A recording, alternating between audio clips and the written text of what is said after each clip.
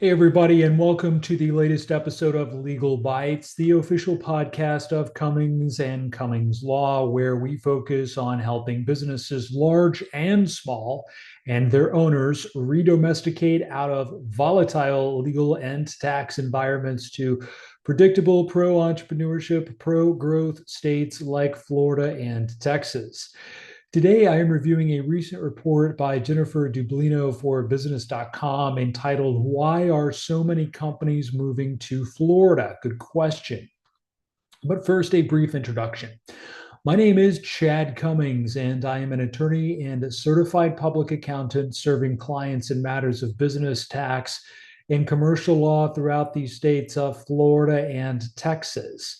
I am Chief Executive Officer of the multi-state, multi-attorney law firm Cummings and Cummings Law. And in addition to my day job, I also teach business and tax law at the university level. I hold 4 degrees, including 2 law degrees, as well as a bachelor's in accounting and a master's in taxation, in addition to 11 professional licenses and certifications covering accounting, tax, audit, and of course, the law. My firm website is www.cummings.law. Now, on to business. In 2025, nearly 700,000 new businesses were formed in Florida. In January, and you heard that right, nearly 700,000. In January 2026 alone, the most recent month for which we have solid data, roughly 67,000 new business filings were recorded in the state. According to the Florida Chamber Foundation, Florida leads the nation in business relocations, welcoming more than 500 net business relocations in its most recent analysis. And by the way, a sizable portion of those were completed by my law firm. A 2026 Wallet Hub study ranked Florida first in the country as the best place to start a business and the fifth for average growth in the number of small businesses. The 2026 Milken Institute Index ranks Orlando, Palm Bay, Jacksonville, Tampa, Lakeland, and the Northport, Bradenton, Sarasota corridor as among the top large metropolitan areas for economic growth in the nation. Florida's gross domestic product reached $1.7 trillion as of 2025, making it the 15th largest economy in the world, not the 15th largest state economy, the 15th largest economy on the planet, ahead of almost every country. The reasons are not some grand mystery or, secret if you've been watching any of my presentations. Florida, as you know by now, imposes no state individual income tax, no inheritance tax, no estate tax, and no intangible tax. There is no corporate income tax on limited partnerships or most subchapter S corporations. There is no corporate franchise tax on capital stock and no state level property tax. The general sales tax rate sits at 6%, lower than the rates in most competing states. Real estate, labor, and capital costs remain lower than in New York, California, and much of the Northeast. The state offers workforce training grants, sales tax exemptions for manufacturing and R&D equipment, and tax credits for high-impact businesses. Florida is also a constitutional right to work state, which gives employers additional flexibility in structuring their workforce. But here is where most business owners make a serious and frankly expensive mistake.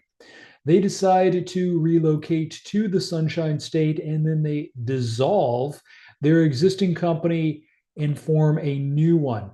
That's like burning your house down to move to a new neighborhood. Or they register as a foreign entity in Florida while keeping the company domiciled in their former state, or they attempt a merger, usually relying on inaccurate and incomplete advice from some financial planners, CPAs, and even attorneys, or worse yet, the experts on Reddit or AI. Every one of these approaches is inferior to redomestication, and some of them can be catastrophic. No hyperbole there. Let's start with dissolution, also sometimes referred to as termination, although those are actually two distinct things, but we'll save that for another video.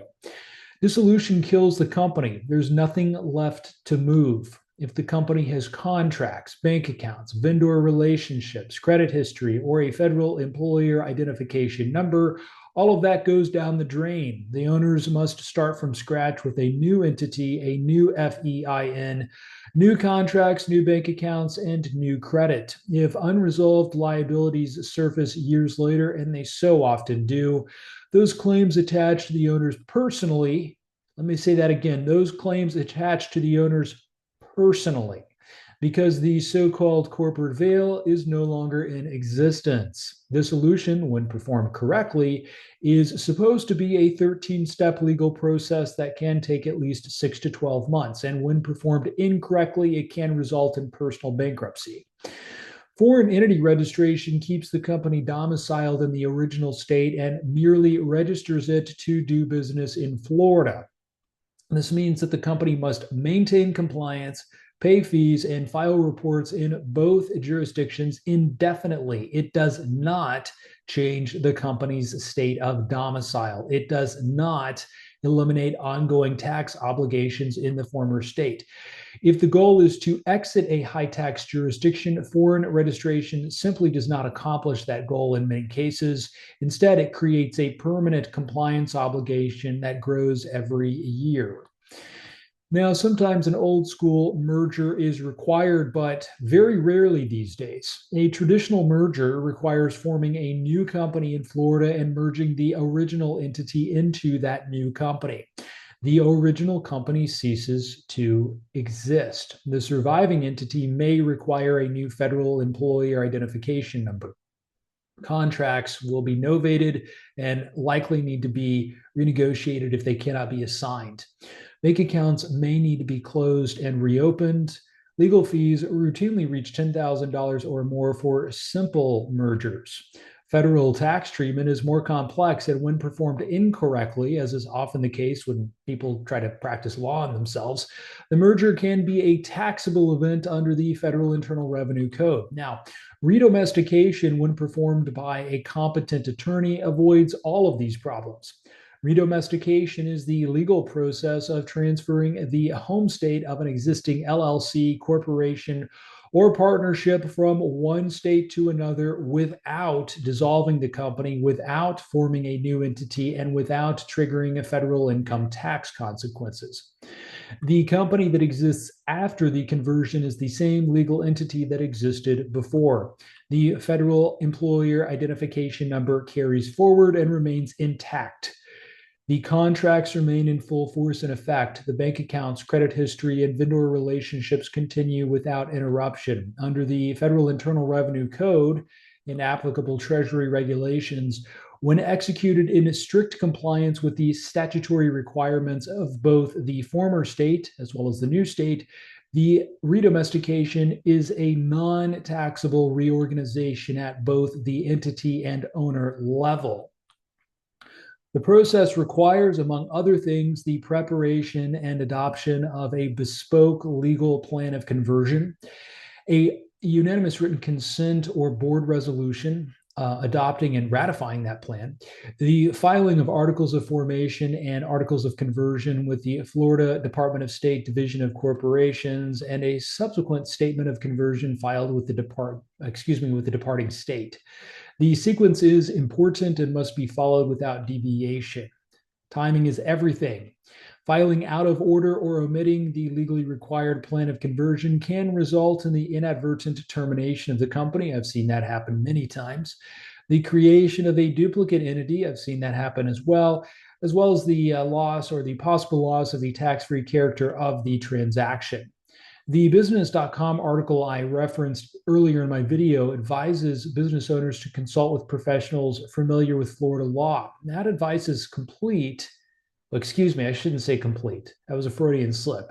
That advice is correct, but it is incomplete. It is not enough to consult with a professional who is familiar with Florida law. You need to consult with an attorney who is licensed to practice law in this state, not just a CPA, not a financial planner, not some anonymous expert on Reddit or social media. You also need to work with somebody who is familiar with the specific requirements of your departing state, who understands the federal tax implications under the Internal Revenue Code and Treasury regulations, and who will prepare every required legal instrument from scratch rather than relying on copy and paste templates. The plan of conversion alone is a document that most attorneys have never drafted, and most online filing services either screw it up or they don't know that it exists. And I've been brought in after the fact to clean up those messes. Very expensive, very time consuming for the client. At the end of the day, nobody's happy, but that could have been avoided completely. So hindsight is 2020. Omitting that plan of conversion is the single most common cause of failed or defective conversions. If you have questions regarding redomesticating your existing LLC or corporation, please use the link in the description for more information on the process and to schedule time for us to speak about your specific scenario. Again, my name is Chad Cummings, and I hope that you found this information helpful. As always, the information in this presentation is general in nature and it is not legal advice, because legal advice, by definition, must be specific to a particular set of facts and circumstances. Should you have any questions regarding this information or the content of any of my many earlier presentations on these topics, please visit my firm website at www.cummings.law, not .com, but .law, to schedule time for a consultation. I look forward to the opportunity to speak with and perhaps even work with you very soon.